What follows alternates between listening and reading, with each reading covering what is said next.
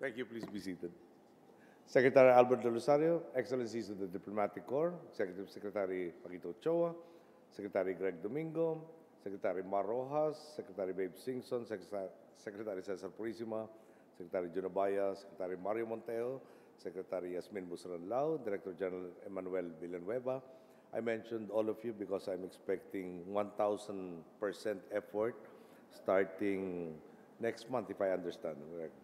Governor Joey Salceda, Governor Abed Garcia, members of the APEC Business Advisory Council, local government officials present, partners from the business community, fellow workers in government, honored guests, ladies and gentlemen, good evening. 1 week from now, my mistake, not 1 month from now, 1 week from now, you will be demonstrating the 1,000% effort. The first visitors for APEC 2015 will set foot in our country, and the Philippines will have the distinct privilege of hosting the next chapter in one of the largest joint efforts to improve trade and cooperation amongst major economies. Here within our communities, leaders from government and the private sector will map out the future of the Asia-Pacific. This gathering's significance is magnified when one considers that in a world where many economies are reeling from uncertainty, Asia-Pacific economies have, for the large part, sustained a relatively good level of growth. In fact, Southeast Asia in particular has been identified as one of the world's most promising regions. It is for this reason that the Philippines has chosen to orient this year's APEC towards making certain that this growth has tangible effects on the lives of all our peoples. This explains our theme, building inclusive economies, building a better world. I'm confident that with our country's remarkable turnaround in recent years, our story and our experiences can certainly enrich the discussions on this topic. Since our administration took office, the Philippines has undergone a significant transformation. Guided by the belief that an empowered private sector is the best engine for growth, we have worked in constant pursuit of a macroeconomic environment more conducive for investments. Today, the major fiscal foundations are in place and will help to attract even more businesses to set up shop and expand in the Philippines. The world's major credit ratings agencies have manifested their confidence in us by unanimously granting us investment-grade ratings last year. We have reason to believe that there is more to come. In a conversation I had with the CEO of Moody's, he told me that it was very rare for a country to receive a credit ratings upgrade together with a positive outlook. This is all happening at a time when these same credit ratings agencies are being more conservative with their assessments. These developments have resulted in lower interest rates for private sector companies and longer terms that were not available in the past. Perhaps the revitalization of our business environment can best be seen in the progress of our public-private partnership program. So far, during our term, we have been able to award and sign off on 8 solicited PPP projects for a total value of 62.6 billion pesos or $1.3 billion. This is more than the 6 PPP projects completed by the past 3 administrations combined. On top of this, as opposed to the past when the Philippines had to offer tremendous incentives onerous to the people just to entice companies to participate in the process, now we are being offered large premiums by companies just so that they can build the infrastructure we need because of their confidence in the potential for profit. This renewed confidence in the Philippines has been very apparent in the global community. Since 2010, we have improved 33 places in the World Economic Forum's Global Competitiveness Report, 49 places in the World Bank's Ease of Doing Business Report, and 40 places in Transparency International's Corruption Perceptions Index, among many others. The economic numbers justify their confidence. For instance, from 2010 to 2013, GDP growth has been recorded at an average of 6.3%.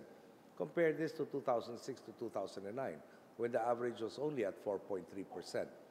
On top of this, despite the many challenges we have had to face, GDP growth over the first 3 quarters of 2014 has remained strong at 5.8%, with manufacturing continuing to be one of the main contributors. On average, growth since 2010 has been more industry and investment-driven as opposed to the past, when growth was disproportionately reliant on remittance-driven consumption. Today, we see a stark change as investments continue to flow in. widening the horizon of opportunities, empowering our domestic consumer base, and helping us grow more resistant to shocks in the global economy. Of course, true success cannot be measured by these numbers and distinctions alone. Rather, it can be seen in how these gains have become meaningful to our people. After all, the only real growth is inclusive growth, which has been the North Star of all our government's initiatives. It is this principle, for example, that has guided our massive investment in our conditional cash transfer program. Over the course of our administration, we have more than quintupled the scope of this program, going from just around 800,000 household beneficiaries to more than 4 million today. The deal is simple. The government will provide poor families with a monthly cash grant in exchange for pregnant mothers undergoing regular health checkups and children being sent to school, among others.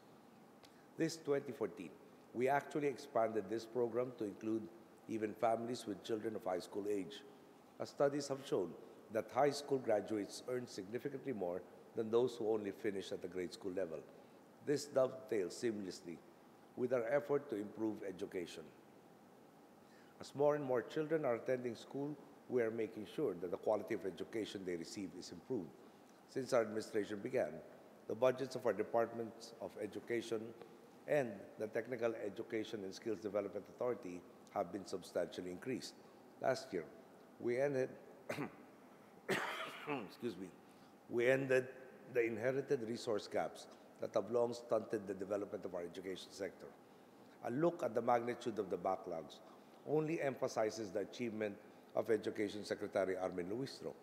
66,800 classrooms, 61.7 million textbooks, and 2.5 million school seats. TESDA has likewise put in a marvelous performance under the leadership of Secretary Joel Villanueva. Through the Training for Work Scholarship Program, we are equipping our people with the necessary skill sets to capitalize on the opportunities that are becoming increasingly available. The efficacy of this program has been greatly improved during our administration, with the general employment rate of graduates going from 28.5% between 2006 to 2008 to almost 70% in 2012. Might I add that in some industries where private sector participation in training is high, this number has reached almost 96%. Interventions such as this have equipped our labor force with the skills to be more competitive, whether in the country or in the global community. This is especially significant given that our country will be entering a demographic sweet spot next year, which means that majority of our population will be of productive working age. This is inclusive growth, where economic progress enables the betterment of our peoples, and where those empowered peoples can open the doors wider to even greater progress, spurring a virtuous cycle of empowerment and continuous development. More than 2 decades ago, when we last hosted APEC, the Philippines was considered one of the world's most promising economies. In the span between then and now, however, there were moments when many of us wondered if our country's potential had been completely squandered by self-serving leadership. Thankfully, the Filipino persevered. Today, I am proud to say that in the past 4 years and 5 months, with the help of our people, we have turned the corner. We have won back the recognition, the respect, and the confidence of the global community. This 2015, visitors from APEC economies will witness for themselves the vibrancy of an inclusive and growing nation. In Manila and beyond, they will have the opportunity to experience locations around our country that largely contribute to the dynamism and rich culture of the Philippines.